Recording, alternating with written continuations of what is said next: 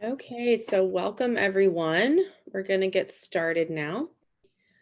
So OCO, hello. I'm Jen Dierenwater. I'm the founding executive director of Crushing Colonialism, and I'm a citizen of the Cherokee Nation of Oklahoma.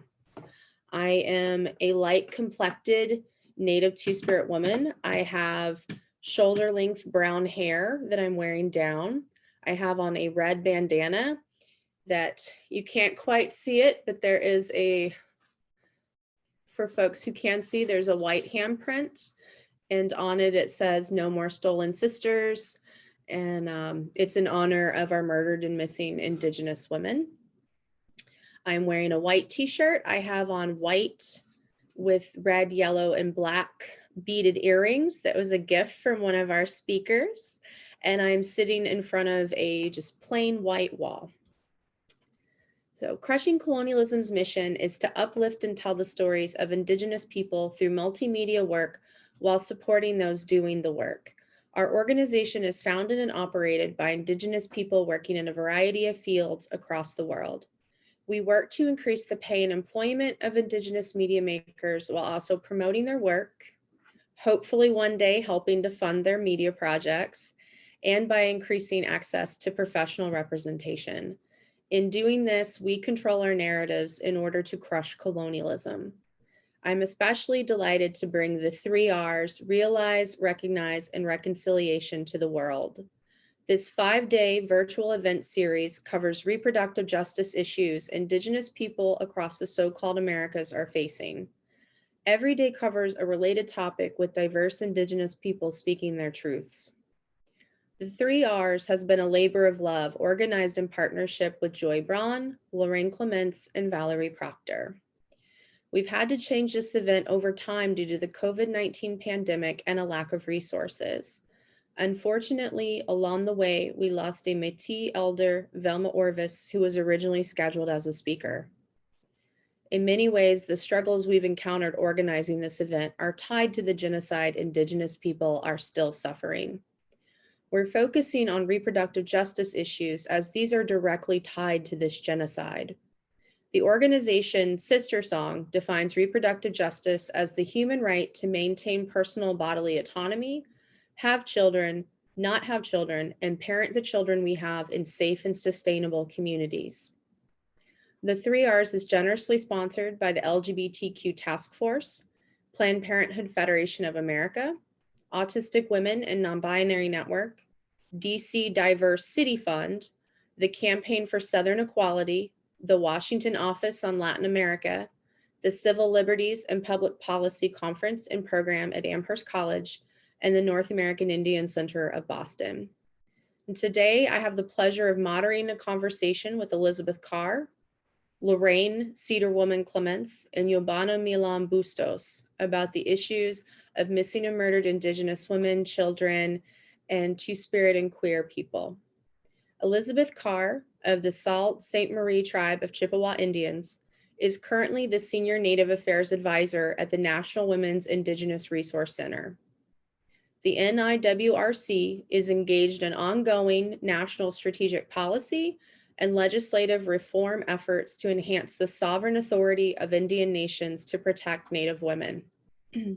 Ms. Carr brings nearly 10 years of experience in the implementation of the Federal Executive Order 13175 consultation and coordination with Indian tribal governments, and carrying out consultation responsibilities to ensure that the consultation process is meaningful and offers tribal governments the opportunity to provide timely input.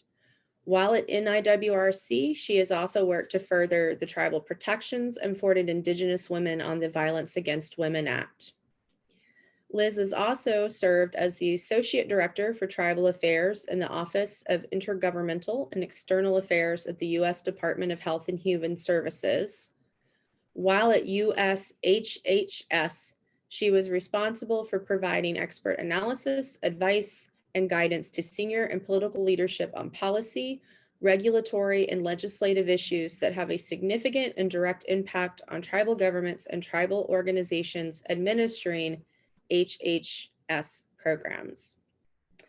Lorraine Clements, Kishkunduk Cedar Woman, is a two-spirit Anishinaabe, Ojibwe, Ojichita, which is Bear Clan, Sun Dancer, Pipe Carrier, and Wendigo Con. Cedar was born in Fort William in so-called Ontario, Canada, and now resides in Treaty 1 territory, colonially known as Winnipeg, Canada. Cedar Woman is a community organizer with a BA in social work. Cedar has come to a true understanding of the systems of oppression that Indigenous women, two-spirits, transgender, bisexual, and non-binary people face, which informed Cedar's work as an advocate and a frontline protector and defender for water, land, and future generations. Cedar is a longtime advocate for youth in the child welfare system and is a transition helper with high-risk, vulnerable Indigenous youth, and worked with the Canadian federal government on the national inquiry into missing and murdered Indigenous women and girls. Yobana Malombustos is a daughter of the beautiful seaside port city of Buenaventura and a hardworking and tireless advocate for the rights of Afro-descendant women, their territory, and their people. In her blood, she carries her ancestral Black roots that inspire her to work as a defender of Afro-descendant peoples and ethnic women. Yobana is a coordinator for the political team of the National Network of Kambiri Afro-Colombian Women.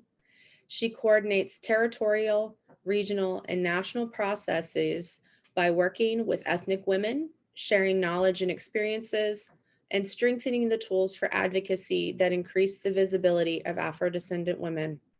She incorporates women's thinking about an ethnic and gender perspective and conducts advocacy to influence public policy. She participates in programs and projects that advance a sustainable peace without discrimination and racism, and with a commitment to equitable development for women and men. Yobana is also a member of the Ethnic Commission, where a proposal for ethnic women in the territories based on ancestry, culture, and spiritual strengthening is being developed. In the scope of her human rights work, the proposal seeks to help ethnic women confront and resist using the vision of Afro-Colombian women and ultimately consolidating their political stances and actions. So welcome, Lorraine, Yobana, and Liz. I'm so happy to have all three of you here. Would you each start by describing yourself and your surroundings? And please remember to say your name when you speak. And Liz, would you like to kick us off with that? Sure. Ani Buju, Liz Carr, Indigenous Cause, Bauting, and Dunjaba.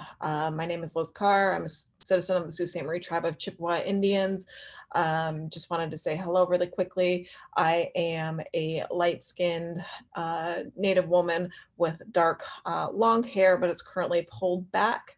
I'm wearing beautiful beaded earrings that were beaded by my best friend to represent the missing and murdered Native women that we advocate for on behalf of, and they are in a hoop with black, red, and white. I'm also wearing a gray t-shirt and sitting in front of a window with blinds partially open and a little bit crooked because that's just the way they grow up. So that's what I look like on this evening. Thank you. I'm very happy to be here with all of you, sharing this important space. I think it'll be a very good experience in this first time that I'm in this type of conversation with expert women in this.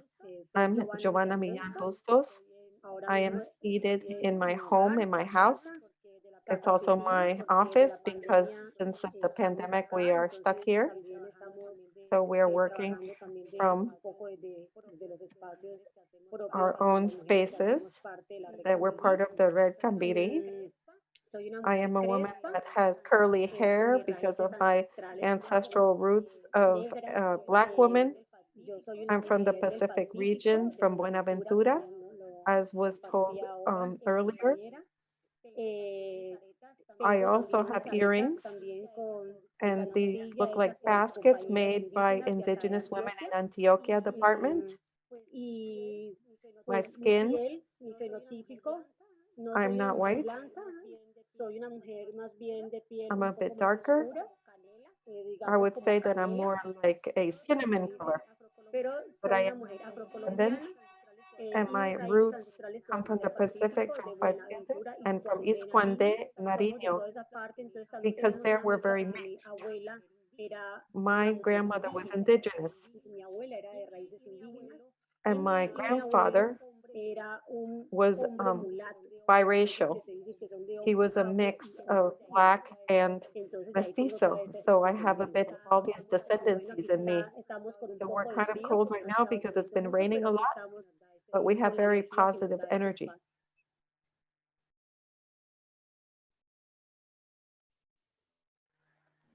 Right, Wado, thank you. Lorraine, would you give us your description, please? Tanse Buzu, Kishkanduk. I say my name in our language as I don't know much of it, so I honor what I do know, and I want to share that with you. My name, Kishkanduk, is Cedar.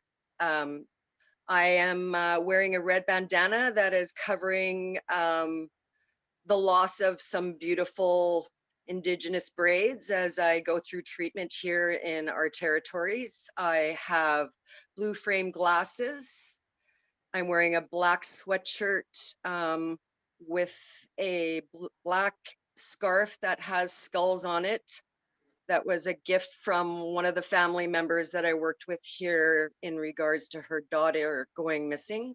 Also, am wearing a red dress pin that was made by one of our youth for our Pride March here, that those that are two-spirited, trans, gay, bi, are not forgotten as we move forward with the national inquiry. I'm sitting in what I call my spiritual surroundings, my spiritual room, which is very earth toned. It has my bundle and those sacred items that I carry for the people and the families. And I'm grateful to be here today, Miigwech. Wonderful, Wado, thank you. So before we get started, I know that, some of our audience members may not be familiar with some of the terms that we'll all use throughout the night. We're going to have a Q&A portion at the end, but if you have a question along the way, please drop it in the chat or raise your hand and someone will get back to you. I'm going to quickly define two-spirit. So two-spirit is a contemporary English language term that is meant to sort of encapsulate, it's meant to kind of gather and define the non-binary gender identities that some of our tribal nations had before the white invasion. I myself am two-spirit. So it's important to understand that as we go through and we talk about this conversation tonight. So with that, I'm also going to ask the speakers to try to remember not to use acronyms, as we have many non-Indigenous attendees here and they may not be familiar with those acronyms. So welcome. I'm so excited for this conversation. Like Liz, Yobana, and Cedar, you all are such powerhouses and the work you do.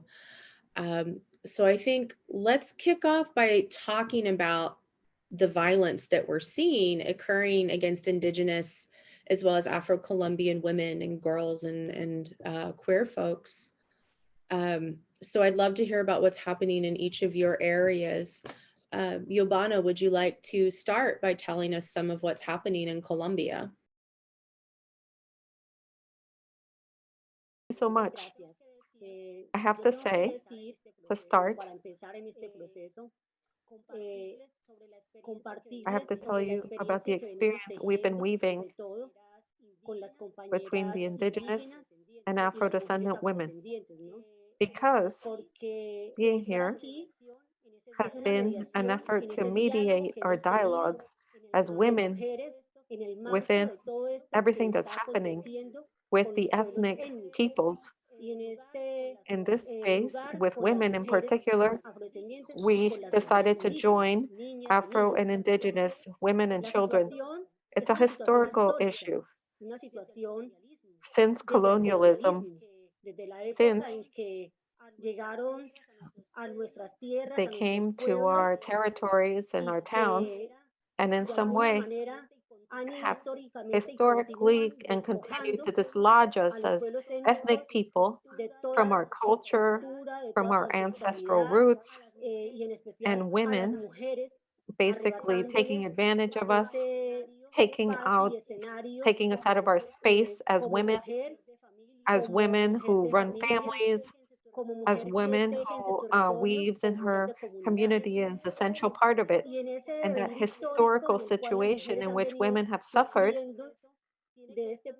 has also to do now with much more disproportionate effects on women, especially the internal armed conflict. Because yes, we signed and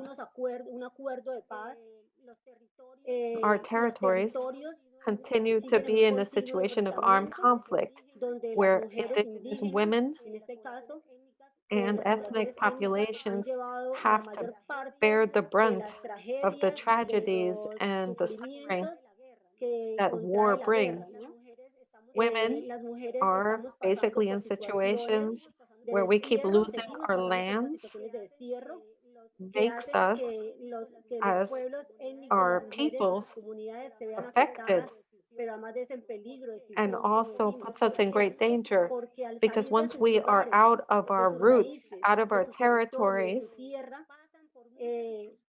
we have to confront many situations.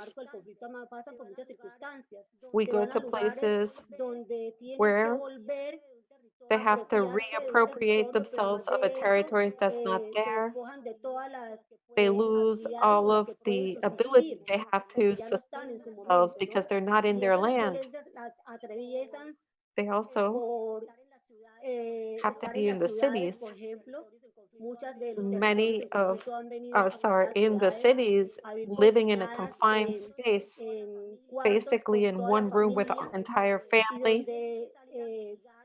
And we have to go out to the streets as beggars to survive. We've even had to have our children do that. And in Colombia, it's very common to see women and indigenous women trying to get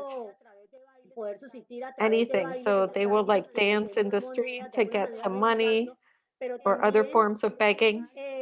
And in a lot of our territories, because of the armed conflict, many of us who remain there, women are forced into sexual violence on our territories. They have to change their way of dressing, their way of being. There was a Truth Commission hearing recently where Indigenous woman was saying there that she had to use a skirt and they used to have the top basically without anything. Now they're forced to put on top, have to be fully covered because so that they're not intimidated by the illegal groups or others that in some way see that and decide to intimidate them because now they're present in their territory. Also, the issue that women now have to go outside of their territories in the cities. The kids, girls and boys are exposed to abuse and losing their traditional networks that protect them and accompany them and teach them. And it's seen many cases of boys and girls who are disappeared and sexually abused has been increasing. What's sad is it only happens a couple cases before the justice and the institutions that are supposed to protect kids from this. But in reality, we don't have correct documentation by ethnic group that allows even be able to determine the level of gravity of violence against women and child abuse when it comes to indigenous people. There are some institutions that are supposed to do this, but there's also another type of violence that they experience. The children often have to go to an area that is completely out of where they're from and out of their cultural language. So they end up losing their whole legacy. They become very distanced from their language. They have to interact with the same community that abuses it without accompaniment. It doesn't allow them to be able to overcome things with its own culture. They're not even connected with that anymore. Or our networks. For women, Indigenous women believe that language that which we communicate with each other and we can express everything that happens in terms of violence needs a lot more attention. That has to do with a situation where not only do they have particular violence that they have to encounter, but there's also no institution that really can protect them and dignify their being as a woman, and especially protecting her and protecting her family and her community.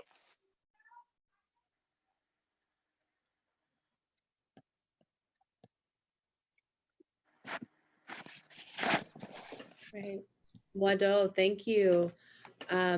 Cedar, would you like to talk to us about what's happening in so-called Canada? And maybe also how this is tying into this larger narrative of violence against Indigenous women and children and Two-Spirits. You need to unmute yourself. Got it. Apologize. I'm still, I'm not tech savvy, and I truly apologize for that. I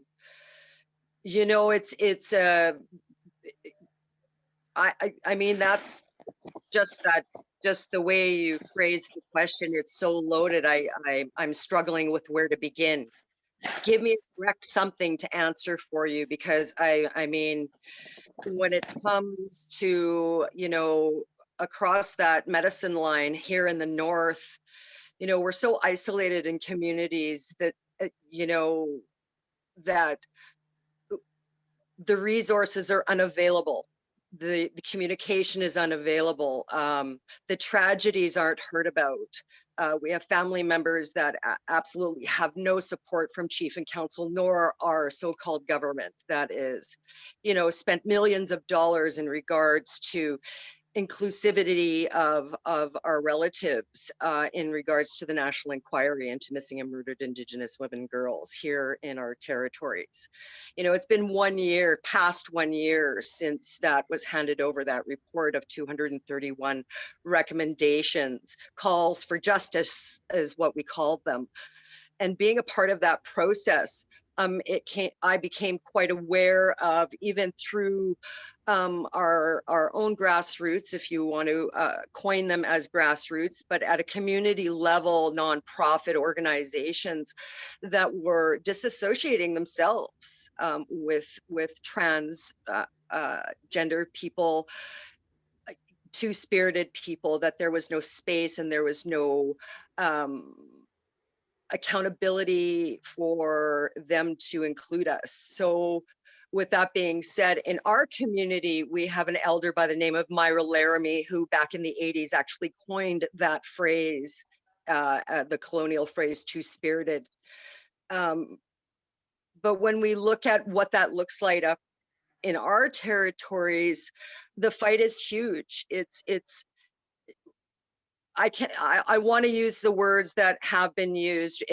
We are still in a colonial genocidal walk here in our territories. We're unrecognized. We're still disposable, no matter what gender you identify as.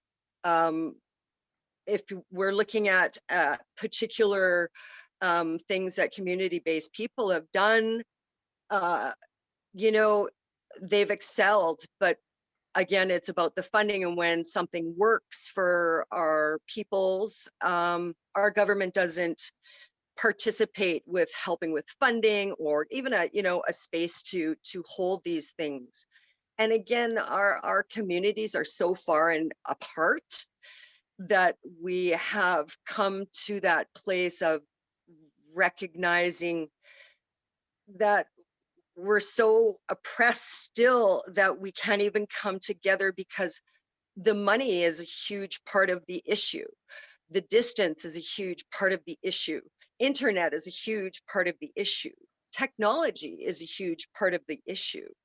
How do we bring someone that's from a northern community that's isolated over 3,000 miles away, that there's only one plane and they're lucky if that plane is able to bring them into an intercity where in some ways they think they'll have better resources as that two-spirited person, but they're not there. We do have some resources that are amazing, but again, they're not federally funded, they're not provincially funded.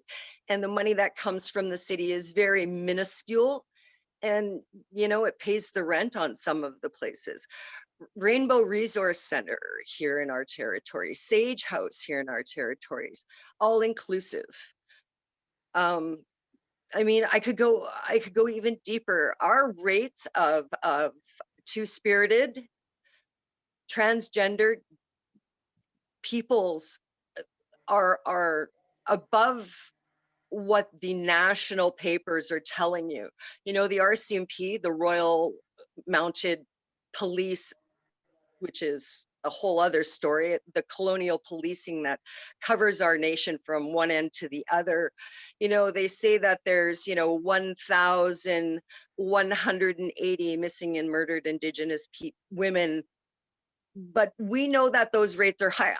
I can tell you for a fact, just in our territory, Anishinaabe territory, Treaty 1 territory, Winnipeg, Manitoba, I know for a fact since 1995 that the two-spirited people, the transgendered people, Indigenous peoples of our territories are not included in those stats.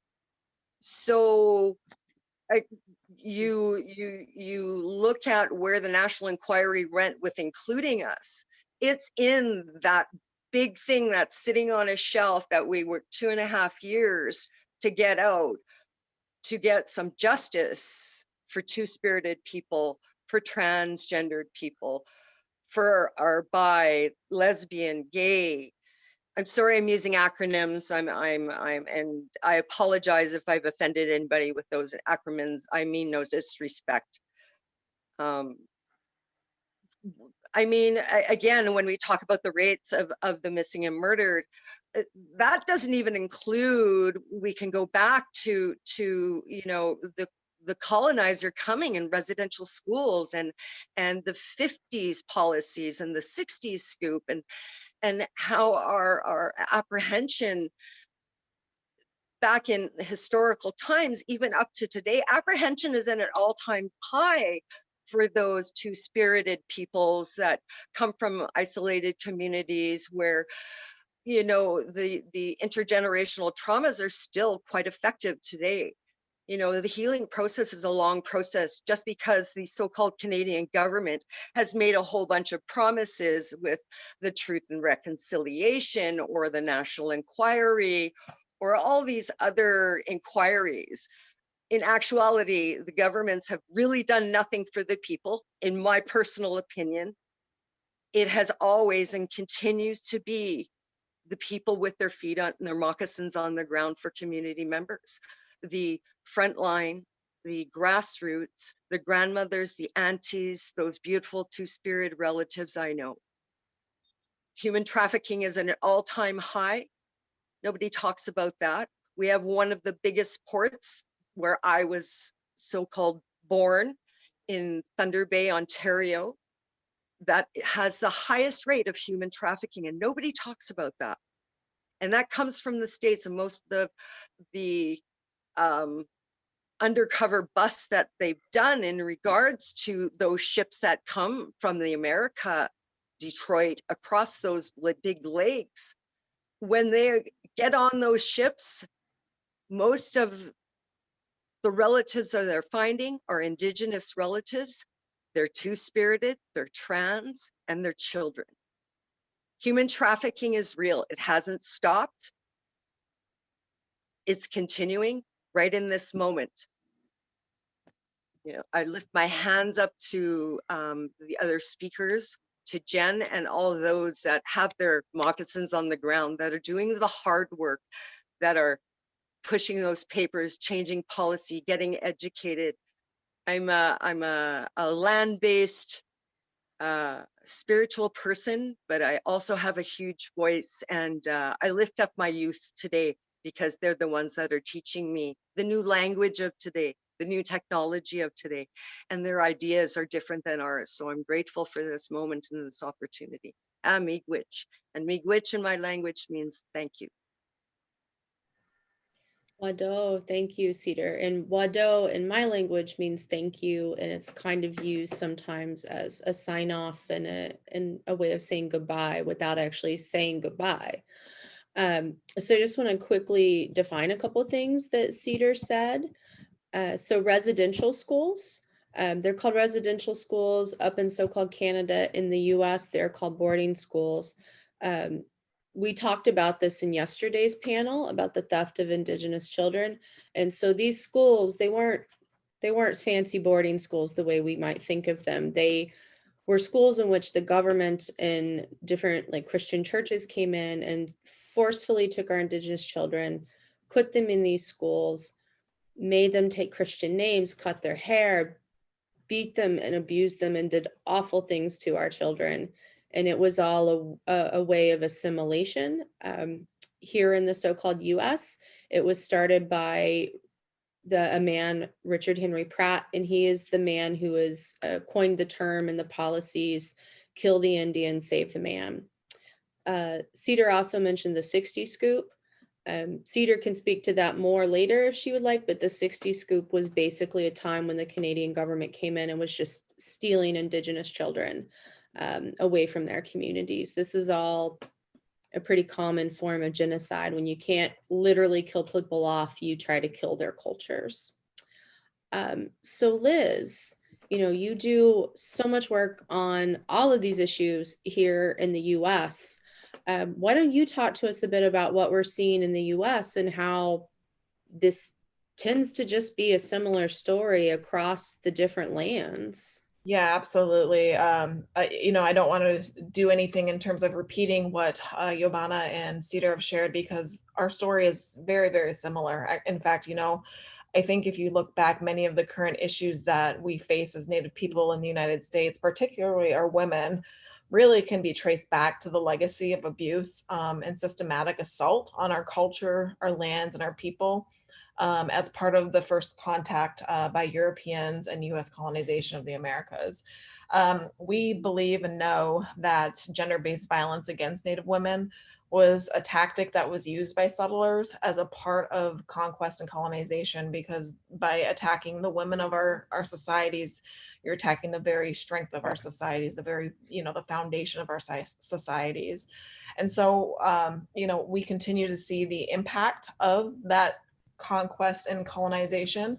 And the United States federal government has historically made continuous attempts to compel American Indian Alaska Native peoples to assimilate through what you had explained as boarding schools or residential schools, by assimilating into the dominant Euro-American society, really, which at the end of the day creates an erasure of Native peoples and a dehumanization of Native peoples, particularly our women, which really kind of doesn't grant permission, but exacerbates the level of violence that's experienced by Native women. We know that according to the National Institute of Justice, that 4 out of 5 Native women in the United States have experienced violence in their lifetime. And on some of our reservations, the murder rate is 10 times higher than the national average rate. We also know that 56% of our women have experienced sexual violence. 55.5% have experienced physical violence by an intimate partner, and about 50% have experienced stalking. And so while we know there is not a single cause or primary risk factor to point to these high rates of violence, I think we can go back in time and look at the impacts of colonization and the impacts of the ill-conceived federal policies that the federal government has put upon our people that have really resulted in jurisdictional barriers for our tribal law enforcement and our ability to self-govern and handle criminal activity the way we would traditionally. We have indifference from government officials, from law enforcement to local, city, state level government officials to federal government officials. We have a lack of cross-jurisdictional communication and planning from our tribal law enforcement agencies all the way up to the federal law enforcement agencies and through our court systems. Of course, with the federal government and part of the trust responsibility, we have a failure of the meeting of that trust responsibility. There is no adequate level of funding for our tribal justice systems, nor our victim service programs.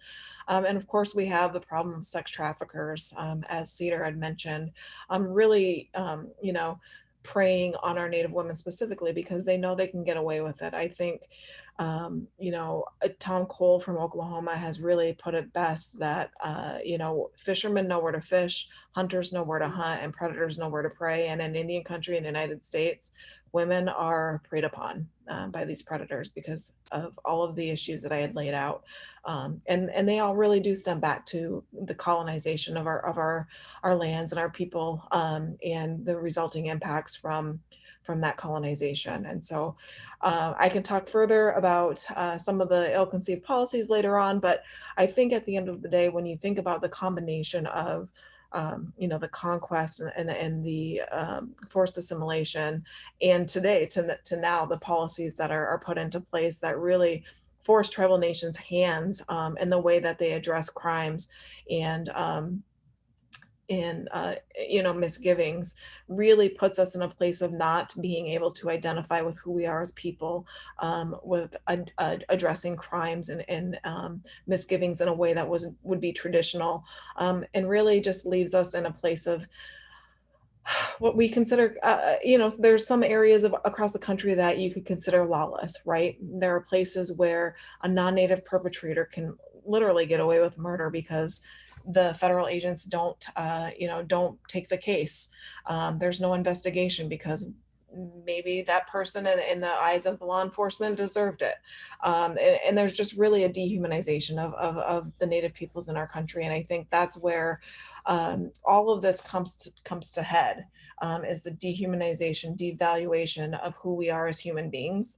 And until we can get back to recognizing that Native peoples are first and foremost human, second and foremost that we still exist and we are still here, and that we have our own traditional ways of dealing with things, and they've worked for centuries upon centuries and time immemorial, really, to be able to deal with these issues and address these issues in our communities on our own in a way that's self-governed.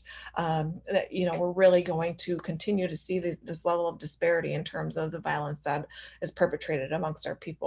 So that's what we continue to work for. We take what we can in terms of baby steps forward with, the policies that we advocate for on a federal level.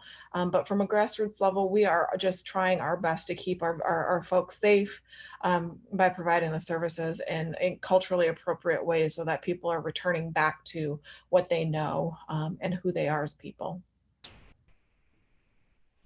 Yeah, so, Liz, you mentioned how women are so fundamental to our communities and how we are attacked.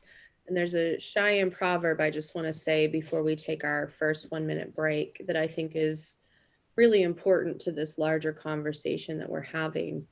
And so the proverb is that a nation is not conquered until the hearts of its women are on the ground, then it is finished, no matter how brave its warriors or how strong their weapons.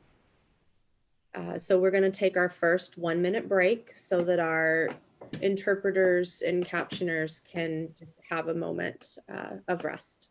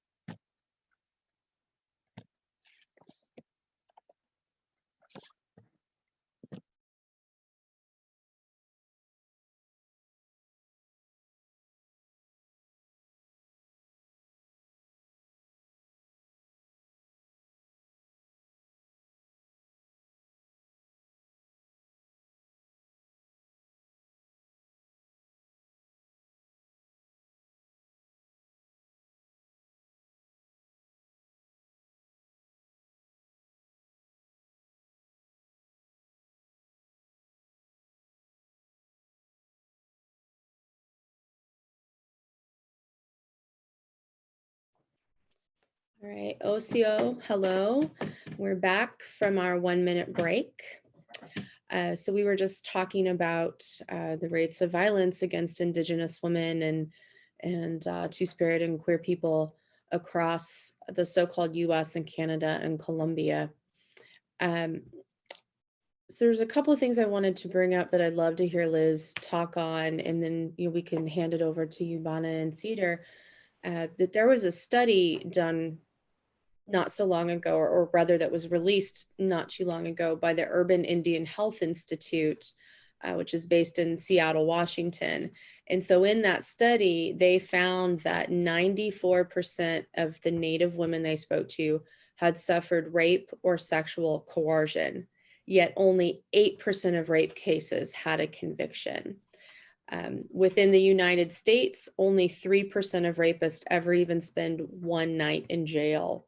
And that's the average for all people who are raped. That's not including Indigenous women, which we know the rates are just so much lower.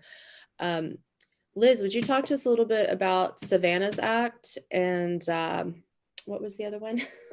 The Not Invisible Act. The Not Invisible Act. So Savannah's Act and the Not Invisible Act.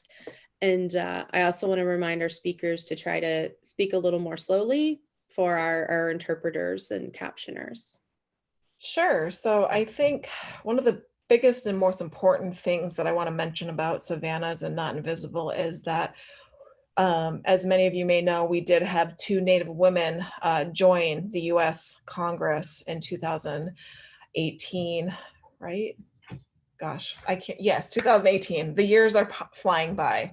And I think that was a really big piece in being able to get these 2 pieces of legislation through both the Congress and the Senate, because they're raising visibility on not only the fact that we still exist, but that these issues continue to exist in our communities. So Savannah's Act is an act that was named in honor of Savannah LaFontaine Graywin, a 22-year-old pregnant citizen of the Spirit Lake Nation in North Dakota, who was viciously murdered in her home, near her home in August 2017. According to the National Crime Information Center, there were 5,712 American Indian Alaska Native women and girls reported missing as of 2016. But only 116 of those cases were logged in the US Department of Justice. And so we know that there's a big, huge gap in terms of data, and we don't really understand the actual true impact of how many folks are actually missing from Indian country. So what Savannah's Act does is it aims to improve the response to the missing and murdered Indigenous women's crisis by improving access to data, by increasing the tribal access to federal criminal information databases.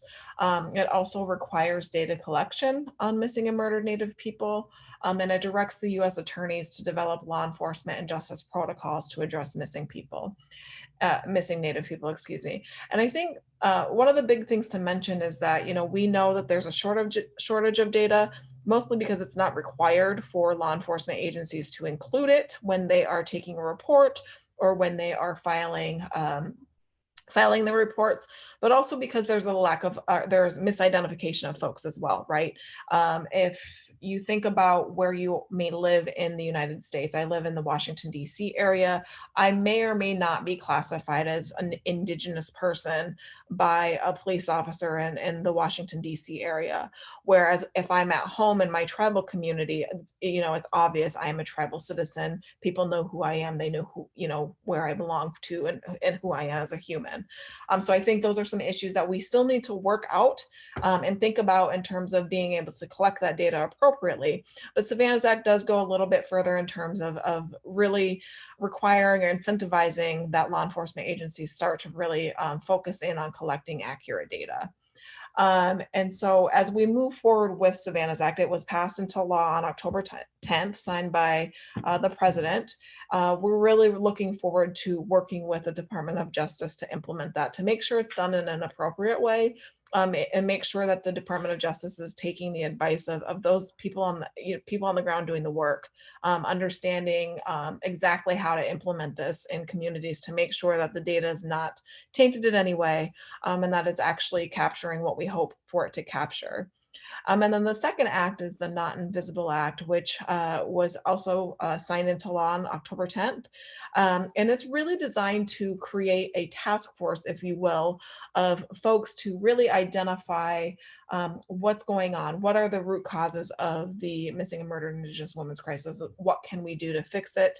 And it's different from the Operation Lady Justice Task Force, which is the current task force that's put in place by the executive order that President Trump had signed about a year and a half ago. And the reason why this one is different is that it actually includes tribal advocates and tribal leaders, whereas the Operation Lady Justice Task Force was only made up of federal employees and political appointees. So we're hopeful that this task force will come up with some real concrete action items that will be functional and actually make a difference in Indian country. So again, they just got signed into law. So our hope is that in the next coming administration, we'll be able to assist the DOJ and the Department of Interior with the implementation of these really two, well, I think baby steps forward, important steps forward to begin addressing this crisis.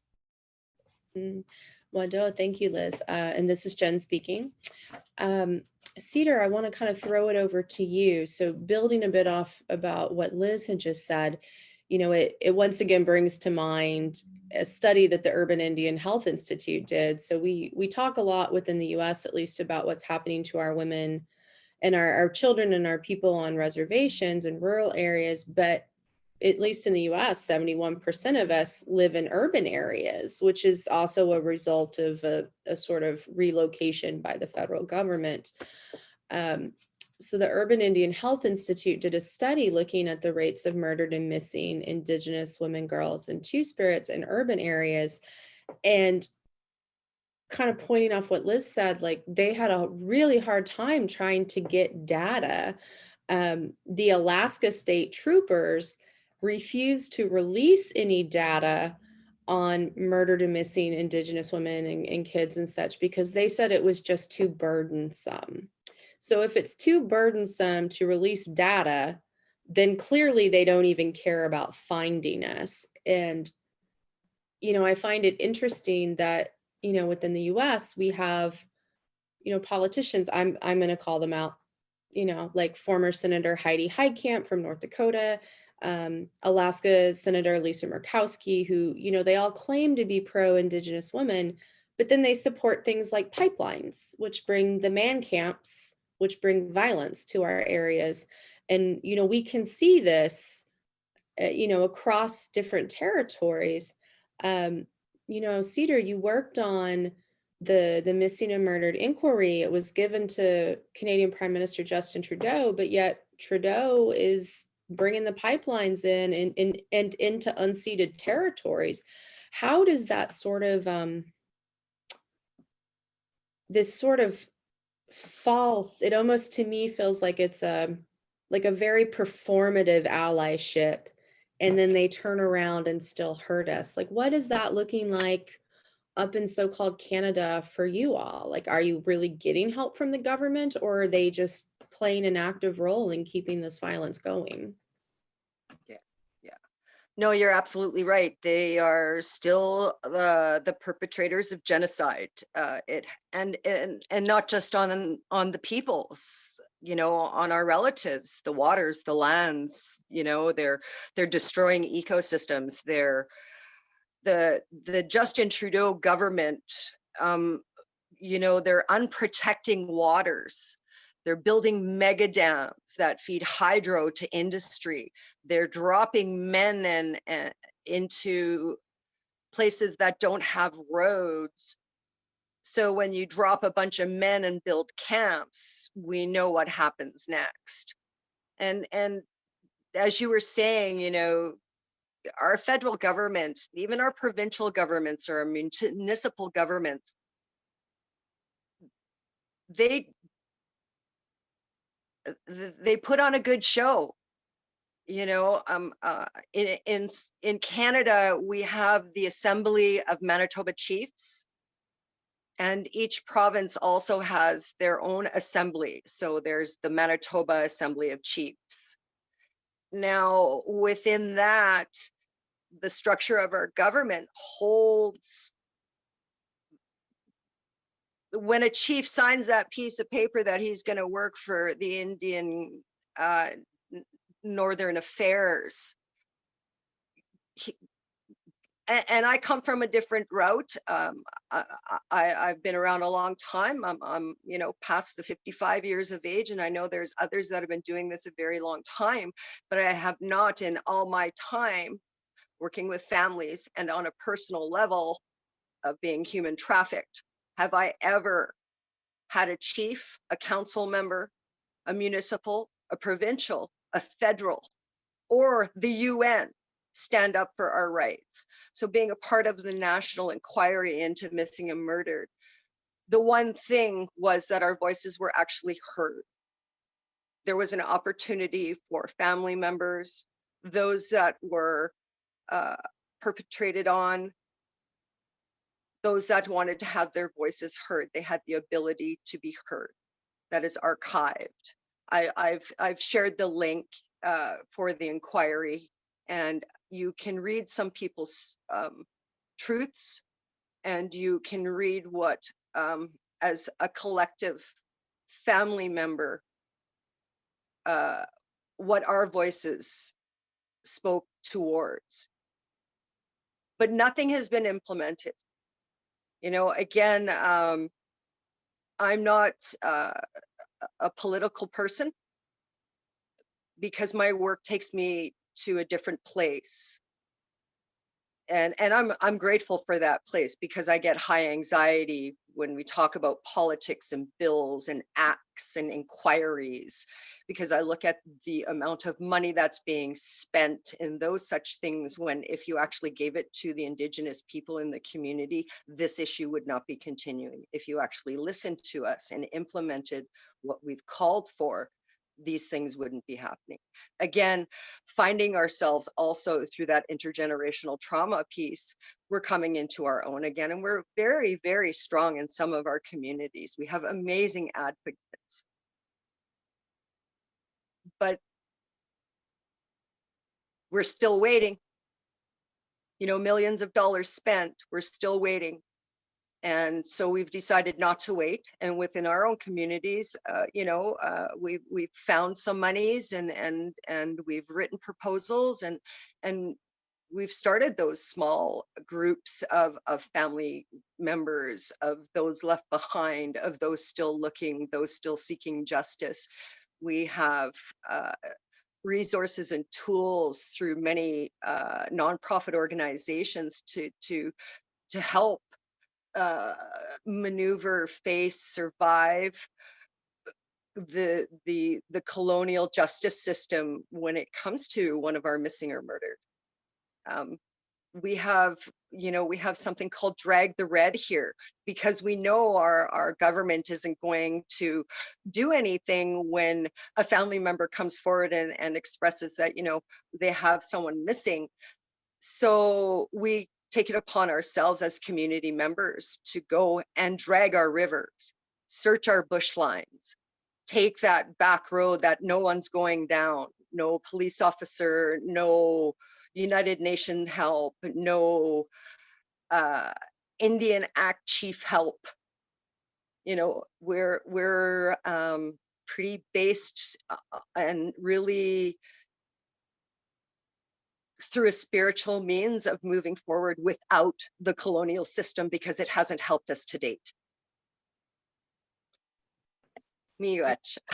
I could go on, like I could give you stats, but again, you know, when I look at media, when I look at government, I look at where they're coming from and where their money's coming from and what their truths are, and their truths to me are lies, and will continue to be lies if they're not truly listening to those that are affected and continue to be affected.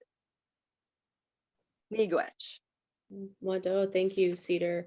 This is Jen speaking again. You know, before I came to journalism, I actually worked in politics. I spent about 10 years off and on working in the Democratic Party.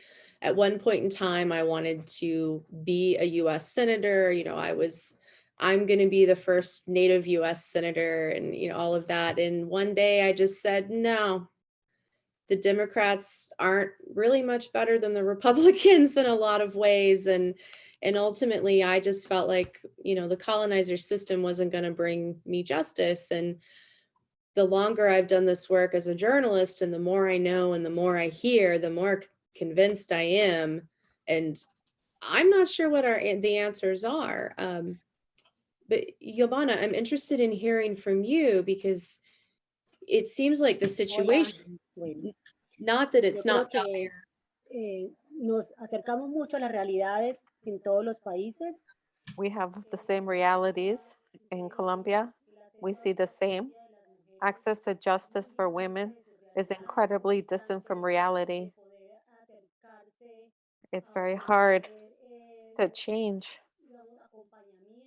We don't have accompaniment, and that there be anybody judged, anybody who attacks women or commits any of these crimes.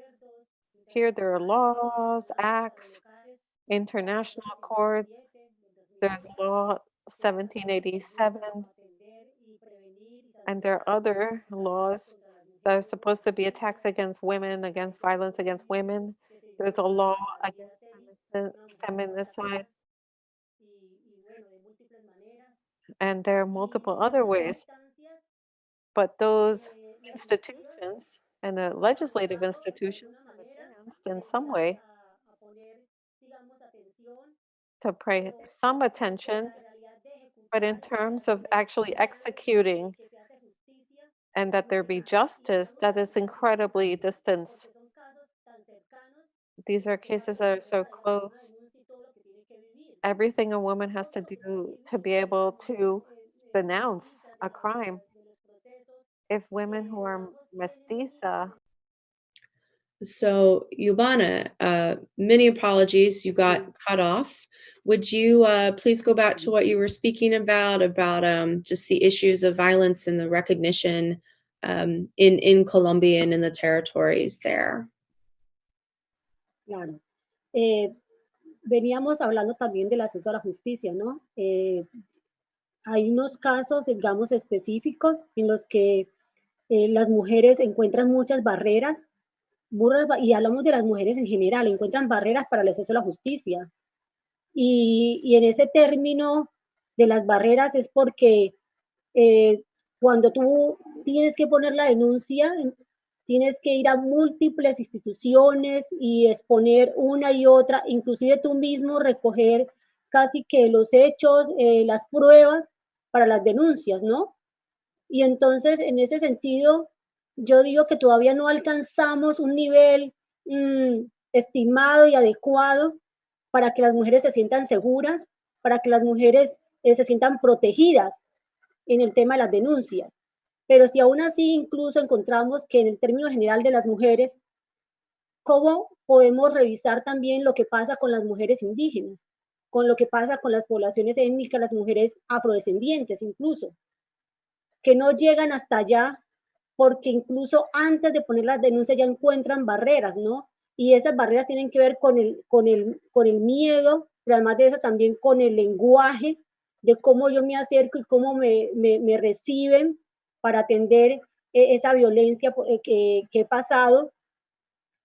También tiene que ver con que cómo las instituciones también atienden, ¿no? Cómo dirigen y orientan de una manera específica y de unos enfoques a esta población que van y ponen las denuncias. Y en este marco estamos hablando solamente del acceso a la justicia, pero además de eso, también en muchas poblaciones el desconocimiento que tienen sobre los derechos y frente a cómo acceder y cómo ir a poner estos casos en manos de la ley en este tema.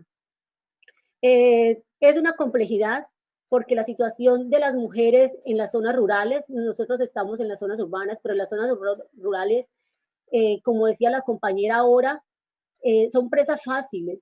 Los megaproyectos, la minería, las empresas que dicen llevar desarrollo a los pueblos, lo que hacen también es ir a veces y en muchos casos llevar cualquier situación de violencia que expone a la mujer frente a que no son proyectos o iniciativas que están concertadas con las comunidades y que las primeras que se ven afectadas son estas poblaciones que viven en esos lugares, inclusive donde se está expropiando el territorio y donde frente a eso, al daño inclusive del medio ambiente, de la minería, del narcotráfico, del conflicto armado, las mujeres indígenas se ven más expuestas, su familia, y con ello toda la cadena que es los hijos e hijas, ¿cierto? Y esas generaciones, las formas de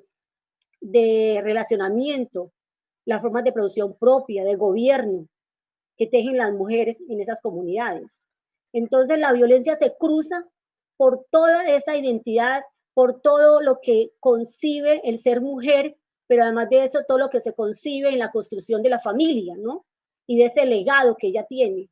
Y el daño que se le hace no se le hace solamente a ella eso, se le hace a toda la comunidad, porque es quien protege, es quien da vida. Y las atenciones, por ejemplo, ahora, digamos, vemos que las institucionalidades, las agencias locales, tienen políticas y hacen campañas de prevención, de conocimiento de la ley. Pero yo creo que para esas comunidades no alcanzan a llegar ni siquiera frente a la sensibilización y receptividad de cómo comprender y cómo trabajar y cómo protegerse, no solamente del territorio, sino también de las prácticas culturales machistas que aún persisten en la vida de las mujeres, de los hombres, del territorio, de las comunidades y también al interior de estos pueblos étnicos, ¿no? Porque todavía existen y son prácticas que venimos todavía al interior de las comunidades hablándolas para poder hacer, digamos, de ese espacio de las mujeres, de su vivencia, de su familia, un espacio de protección, de respeto y de reconocimiento, ¿no? Y en ese tejido, por ejemplo, las organizaciones indígenas, la Organización Nacional Indígena, UNID, la Comisión Nacional de Mujeres Indígenas, la Consejería de Mujer, Familia y Generación, como otras entidades, vienen tratando de acompañar también y de hacer visible lo que pasa con las mujeres. Hoy en día, con las mujeres indígenas, hoy en día vemos que se está haciendo un trabajo más relacional y no solamente con los espacios de mujeres indígenas, sino también con los espacios y tejido de las mujeres afrodescendientes, porque como pueblo dialogamos y empezamos a hacer visible y sabemos que solo en esa fuerza, desde esa interculturalidad y desde esa apuesta étnica, podemos romper las barreras frente a la protección, frente al cuidado de las mujeres y frente a la sanación de ellas y del territorio en el tema de las violencias. También vemos que en la parte de ahora se hace más evidente, incluso puedo decirlo, porque muchos años atrás incluso era de mucho silencio. Aquí no se podía, pues digamos, se desconocía que a las mujeres indígenas también las violaban, se desconocía que los niños y las niñas indígenas también se perdían y que también eran abusados sexualmente. Entonces, ahora lo vemos más, pero porque también nos hemos apropiado de los espacios organizativos, desde el Consejo Nacional de Paz Afrocolombiano, desde las movimientos de mujeres afrodescendientes, desde la Red Tambirí, que no es una organización que trabaja específicamente con el tema de la violencia, pero que sí orienta y acompaña a las mujeres para poner las denuncias, para que puedan acercarse a las instituciones y para que puedan sensibilizarse frente a estos temas, ¿cierto? Y entonces eso hace que en las redes ahora se movilice más, que podamos tejer y decir, desapareció esto, y eso entra dentro de las estadísticas, pero además de esto estamos tejiendo información y documentación de lo que pasa con la población y con las mujeres indígenas, niños y niñas. Creemos que si no es así, no se logra visibilizar y realmente no se le pone peso a lo que pasa, porque esto no viene siendo una problemática solo de las poblaciones étnicas de las mujeres indígenas, es una problemática entera de las comunidades, de la sociedad, que se resiste a reconocer que hay que proteger también a estas comunidades, que además son quienes también mantienen la pervivencia de la humanidad, porque trabajan el territorio, porque cuidan el medio ambiente y porque toda la vida han vivido en unos territorios que nos dan frutos también a quienes estamos en las ciudades, pero se desconoce y se les discrimina, porque incluso cuando las mujeres llegan a las partes urbanas porque vienen desplazadas, amenazadas, o porque inclusive esos megaproyectos las sacan de su territorio y quedan en un alto grado de vulneración, acá se encuentran también con esa discriminación y el racismo de quienes la ven como algo que no hace parte de la sociedad, que no hace parte de esa comunidad. Y ella tiene que volver a encontrarse consigo misma, pero además de eso, tratar de tener toda esa fuerza y energía para poder volver a tejer y volver a componer ese núcleo familiar, ¿no? Esa familia extensa que lleva con ella cuando sale de su territorio. Todo este tipo de violencia que no pasa solamente por el abuso sexual del cuerpo, sino por el abuso y por el despojo de su cultura, atraviesa la vida de la mujer, pero impacta de manera grande a los niños y niñas y a los jóvenes. Hay muchas mujeres indígenas, adolescentes embarazadas, y niñas desaparecidas, y el tema de la prostitución, que quién creería, pues uno no pensaría en eso, pero sí, en estas comunidades donde llegan los megaproyectos, las mujeres se ven expuestas y las mujeres indígenas ahora, digamos que están entrando, como dice uno, en una fila de las mujeres que están ejerciendo la prostitución por la situación estructural que les acontece en lo que tiene que ver con la economía, el cómo subsistir, con la situación del dónde vivir, porque ya no cuenta con un territorio que es una comunidad donde los niños podían andar libremente, hoy no, hoy tienen que estar entonces vigilantes de lo que pasa a su alrededor para que aquellos que todavía hacen parte de esa familia extensa, pues conserven esas tradiciones y tienen que luchar con las barreras de que no encuentran una educación pertinente, incluso en las ciudades donde se ven despojadas, en las instituciones donde las acogen para protegerlas, y no encuentran una comunicación y un diálogo fluido entre las instituciones que orientan las políticas. Entonces creo que todo lo que nosotras vivimos y las mujeres indígenas viven permite también hacer un llamado a que podamos continuar fortaleciendo las iniciativas y alianzas que tenemos a nivel internacional para poder incidir y apoyar en que se cumplan los acuerdos frente a los derechos que tienen estas poblaciones étnicas, pero sobre todo frente al tema de las violencias de género contra las mujeres étnicas, contra las mujeres indígenas. Considero que el acceso a la justicia para ellas es nulo, no contamos con una información, pero no contamos es porque a los ojos de la institucionalidad, pues no encontramos una escucha cercana a que se debe trabajar y que se debe documentar para poder orientar una acción inmediata a lo que está pasando con las mujeres en estos territorios y cómo también poder mediar y darle un acompañamiento debido y protección de sus derechos a los niños y las niñas. Entonces creo que es similar, es complejo, pero podemos avanzar en estructuras y en acuerdos, inclusive internacionales, que le permitan mayor exigibilidad también a las instituciones y seguir trabajando desde las organizaciones, porque yo creo que esto es lo que nos ha permitido seguir visibilizando y potenciar más el tema frente a que no podemos acallar, frente a que las mujeres se llenen de herramientas y puedan entonces exponer las situaciones para que esto se lleve a los estrados necesarios, pero también que se haga justicia, justicia en todo el ámbito.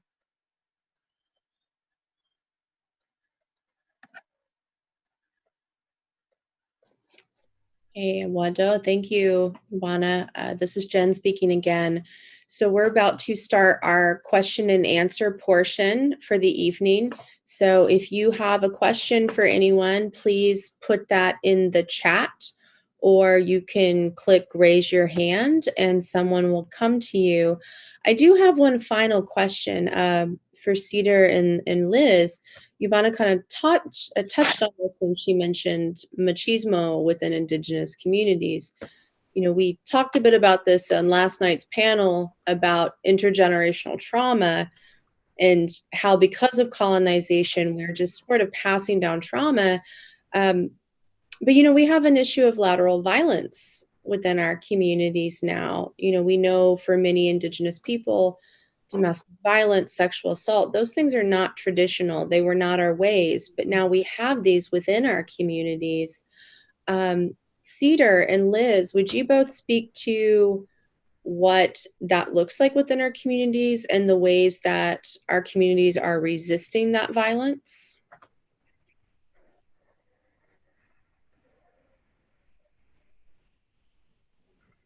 Cedar, would you like to go first? You know, yeah, I'm sure and I know from the travels and the networking and the visiting and sitting with family members across the territories and the Americas, you know, it looks different for every community. And, you know, lateral violence and intergenerational trauma, again, for every community that looks really different. When we go to more isolated communities without resource, without strong leaders and medicine people and grandmothers and aunties and uncles and you know, grandfathers that are willing and able and have found that within themselves to share those cultural traditions in regards to, you know, how each individual from each individual tribe or community walks out. You know, when you were talking about that coined phrase, two-spirited, you know, Myra Laramie and Albert McLeod, two very well-respected two-spirited folks in the Anishinaabe territory here in Winnipeg. I think about a lot of what our elders and our grandmothers are also trying to pass down to us, and of course it's been stripped away, so it's a slow process.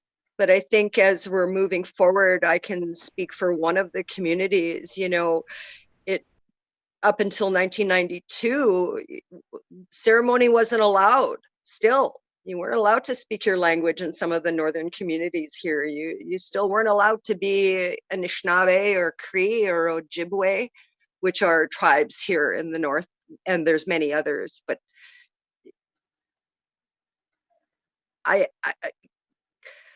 I find that the communities that are healing, that are moving forward, that the traumas seem to be not forgotten, but in a more spiritual way of acknowledging and understanding of them, so that it's not passed down. More ceremonial pieces. The walking out ceremony, you know, Anishinaabe children, if you follow that path, that child doesn't touch the ground for one full year.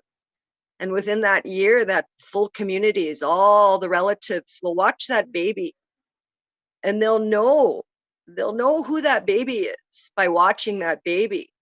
And they'll watch, and on that 1 year, they let him walk out into community. They place him down on Mother Aki, Mother Earth, and they'll know who that child is. It's the rearing of community and the healing of community and the spirituality of our own communities, our own reservations, our own territories. And again, that looks different for Indian people up in Canada, so-called, because we have the INAC system, the Indian Act, which, you know, is governed by treaties, where we also have our relatives on the coast that are still sovereign, and they never signed into the Canadian treaties. So those are the different pieces where you're looking strong Indigenous people on the coast that are still walking their truth and their essence of spirit, because they've been brought up that way, because they were never part of the full pieces of the colonization of treaty acts on them. And you see that today, where they're standing up against the colonial Canadian government saying, no, we never signed off on that, and you're just not coming. And you also see a lot of our relatives, you know, going to jail now because of the new bills that are being passed, you know. And I mean,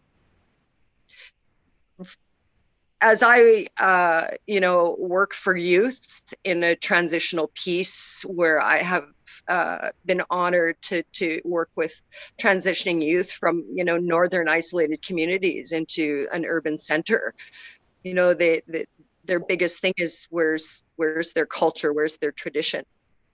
And I think it's bigger as we go into the northern communities, where communities are coming together again as family and understanding that, you know, the past will never be forgotten, but we can do better for those yet to come. I believe that. I believe we're walking that path now, and our ancestors are just smiling, you know, little pieces. A piece of paper here, a community member doing this, a new organization that's actually implemented, that is serving and providing that help that's needed.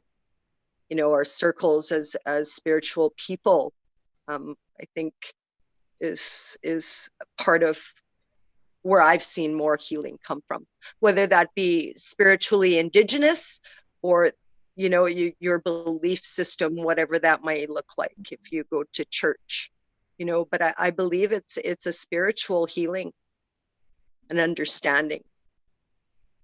Miigwech. Wado, thank you, Cedar.